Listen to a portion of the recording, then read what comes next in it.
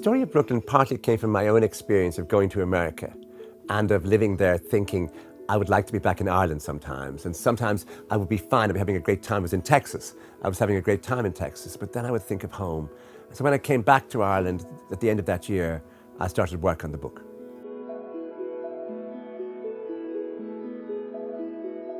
The main theme at the heart of Brooklyn is how much you change when you move to another country and how much you stay the same and how ironic and interesting that is. I think Brooklyn is a story of our time. In other words, this is a time of great migrations. So I think every country has experienced this, and some countries have experienced it, I think, with trepidation.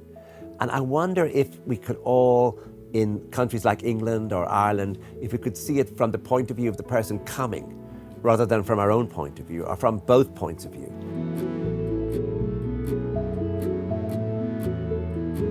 I think sharing stories is important for me because anytime you read a good book, the first thing you want to do is tell somebody else about it. It's a funny business because it's a private experience reading, but if you were the only person to read a good book, it would be awful.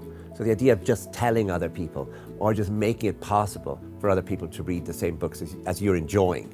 I think that the reading experience, the idea of silently an hour a day where you spend, really you as the reader are engaged with the book. It isn't just a one-way process of the book coming to you. You come to the book, people bring themselves to a book. So I think it's a great meeting of in a way, imaginations. This is an extract from the novel Brooklyn, and it is where Eilish is in America. She's getting used to it, she's almost enjoying it, when suddenly letters come from home. Not bad news or anything, just letters. And they remind her so much of there, and she starts to think, and she goes back to her room in a boarding house in Brooklyn. This is the early 1950s, and she's on her own. She lay on the bed with the letters beside her. For the past few weeks, she realised she had not really thought of home. The town, Enniscorthy, where she's from, had come to her in flashing pictures. But her own life there, the life she had lost and would never have again, she kept out of her mind. Every day she came back to this small room in this house in Brooklyn, full of sounds, and had gone over everything that had happened. Now, all that seemed like nothing, compared to the picture she had of home, of her own room, the house in Enniscorthy, the food she'd eaten there, the clothes she wore, how quiet everything was.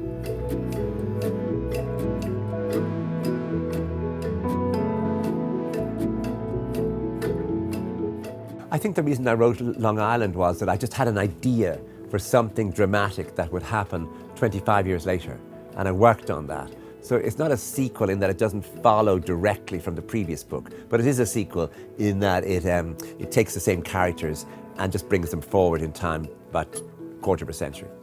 I'm looking forward to coming to Wimbledon to meet the readers of this book and discuss. In a way, every reader reads a book in a different way, so just finding out how that has been.